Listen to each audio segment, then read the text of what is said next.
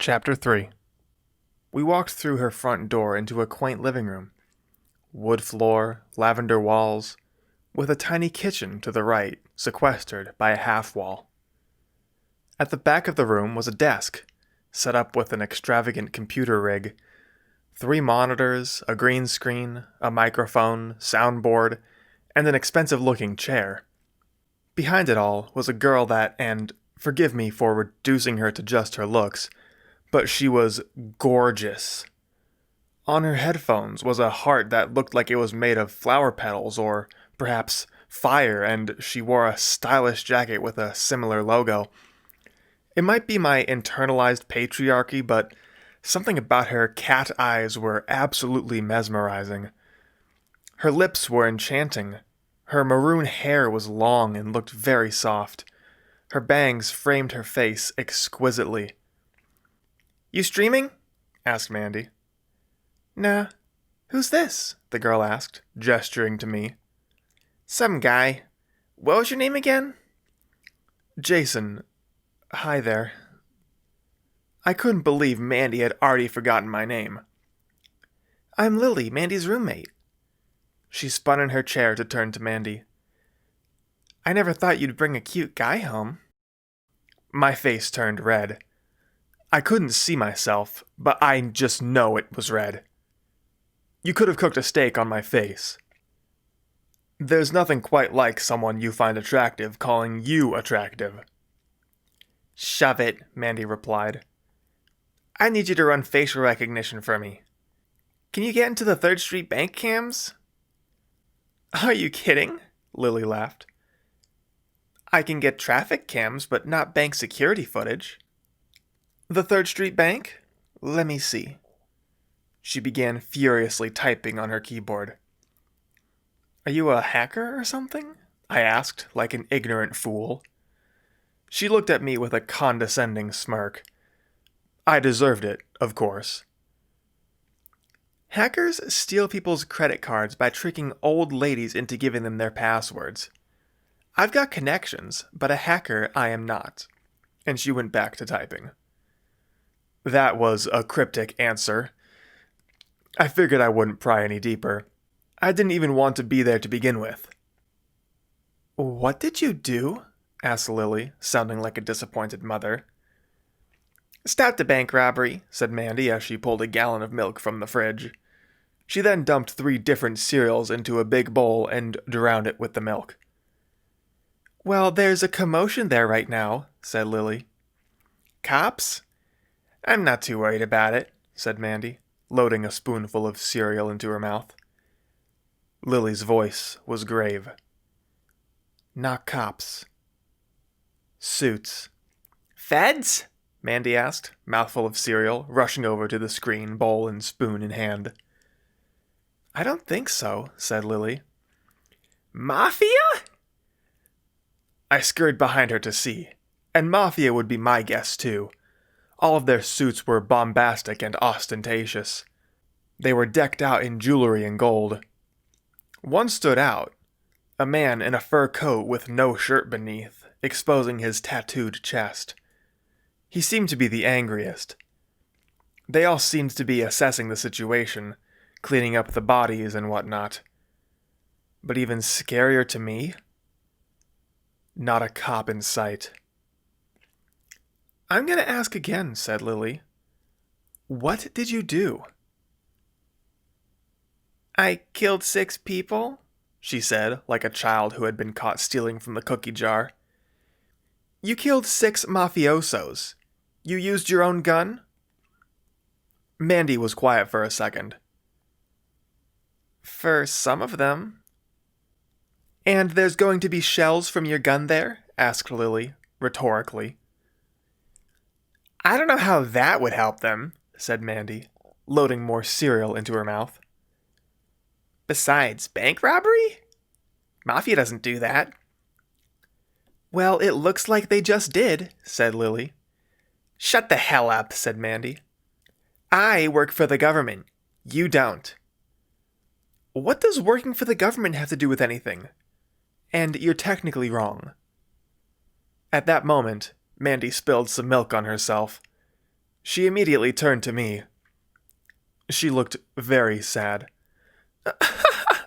Lily laughed. You're so dumb. Not for the milk, but for getting involved with the mafia. I'll run face recognition on these guys if I can, though. Shut up! Come on, Jace! Mandy grabbed my arm and dragged me back to her bedroom. She slammed the door behind us. Her room looked more like a garage with a bed in it. There were steel drawers along the walls, a heavy bag hanging from the ceiling, but I guess that's all that was garage-like. It had normal bedroom stuff too, like a full-size bed and a closet with a mirror door. Ugh, she said, before shoving more cereal in her mouth. She set her bowl on her bed. She started to take her hoodie off, so I quickly turned around. I wasn't sure why she dragged me into her room if she was going to be taking her clothes off. Hey, she said. I'm wearing a tank top. I'm not just going to get naked in front of you. No, of course. I was just looking at, I tried lying. I am not a good liar. I did feel like an idiot for thinking she was getting naked. I probably watched too much porn. Looking at what? The door? I was caught. I was going to try to explain, but when I looked at her, her entire right shoulder was badly bruised. One big purple splotch reaching across her shoulder and onto her chest. Oh my god, what happened? What? Oh, the bruises. That happens anytime I have to shoulder anything. I bruise easily. We should probably put ice on it, I said. I'll be fine. I'm putting another hoodie on anyway, so you won't have to look at it, she said as she opened her closet. Why do you shoot guns if they hurt you so badly? I asked. I didn't get an answer, though. Wait, what? She said. No! Damn it! She shouted. She rushed to the heavy bag and wailed on it. All of my hoodies are dirty! They're all in the laundry. I have to do laundry. Her injury on her fist reopened. Blood dripped from her hand onto the floor. Oh, please let me take care of that, I said. I'm a paramedic. I know what I'm doing. Really? Okay, sure. Please don't look at my hairy arms, though. I don't have any hoodies to put on. So I had her show me her hand. She had torn a lot of the skin flaps off in her rage. I grabbed a few towels and a sock from her drawer to wrap it in. We went to her bathroom, and I asked her to put her hand in the sink. May I clean this for you, or would you rather do it? I asked. You're the paramedic, not me, she said. I'm going to touch your hand if that's okay. It's going to hurt a little bit, but we don't want it to get infected. Sure, whatever. So I washed her hand off with warm water and a little soap. Her arms weren't that hairy, the hair was just dark. She still had her guns stuffed in her pants, and I would be lying if I said I wasn't nervous being so close to them. She smelled like she hadn't showered yet that day, but not in a bad way? I don't know, it was like sweat, but not in a sour or foul way. Is it weird to say she smelled sweaty in a nice way? Is that even a thing?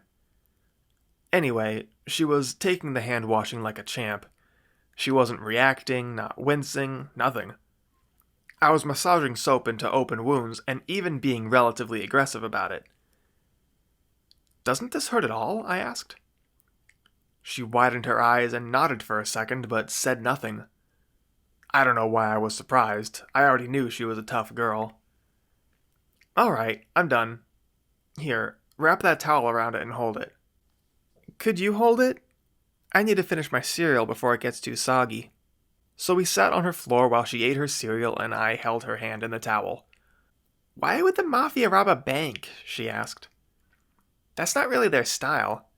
They do drug running, prostitution, money laundering, secret stuff, not flashy stuff. I had no clue. Both Lily and Mandy seemed to know much more about the mafia than I did. I didn't even know the mafia was real. I thought it was something from 100 years ago and drama movies. I don't know, protection money? Delinquent on their protection fees? I said. That was a thing the Mafia did in movies. Good theory, she said, pointing at me with her spoon. Can I steal it? Don't tell Lily. I want her to think it was my idea. Sure, I said, though I wouldn't have hated to impress Lily. She seems interesting. You asked her if she was streaming. I take it she streams video games or something? Yeah, something like that. I don't watch any of her stuff, but she's pretty popular, apparently. It makes sense, I said. She's certainly got the look. She's absolutely enchanting. Mandy shot me a discerning look. Yeah, well, she's a lesbian. And it wouldn't even matter if you were a girl. She's seeing someone. I didn't fail to connect the dots. Oh, no. I mean, you're a lucky girl is all I'm saying. I didn't mean to— She's not dating me, you dunce, she said. Apparently, I did fail to connect the dots. I'm not a lesbian. She tried to turn me into one, but let's talk about something else. I wanted to ask more. It seemed living with your ex would be quite awkward, assuming I understood her correctly. I had a failing record so far, though. Besides, she didn't want to talk about it anymore. You know, sitting here, it's kind of hard to imagine that you just shot 6 people.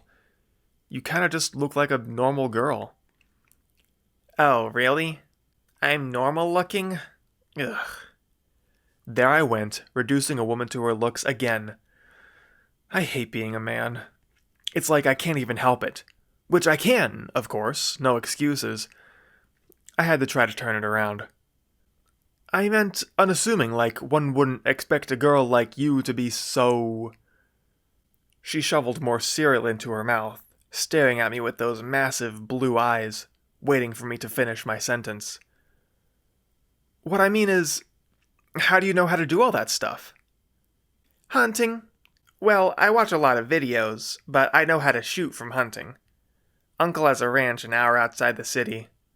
I go there on weekends, pop gophers, shoot hogs, all kinds of pest control. Do you like bacon? She asked. I usually don't eat too much meat, I replied. Maybe you should. I'm done with this cereal. Way too soggy now. You aren't looking at my hairy arms, are you? Are you looking at mine? I asked. She cracked a little smile at that. She was seriously way too cute to be a cold-blooded killer. That thought kind of scared me. I didn't know what plans she had for me, but I tried not to think about it as I wrapped her hand up. She seemed to like the sarcasm, though, so maybe that would be the best way to interact with her. We went back out to the living room, and some sophisticated software seemed to be running on Lily's monitors. It was like something out of a spy movie. Street cams are bad, said Lily. I was only able to get one of them. She pulled up some sort of file with a picture of a man named Eli Conti. He was very rugged looking. He had a chiseled face with a strong jaw and high cheekbones. I only got him because he looked right into one of the street cams. Check this out. The guy owns all the laundromats in the city. Maybe it's a pun? Perhaps he's in charge of money laundering? I thought that was a very intelligent observation. Shut the hell up, Lily, said Mandy. That doesn't help me at all. I wanted you to run face recognition on the guys I shot. I wanted to know who they were. Well, thanks for telling me that, moron. I just wasted 30 minutes. I'm not hopeful about it anyway. I need clearer footage. So I need to get footage from the bank? Hey, Jace, you feel like robbing a bank?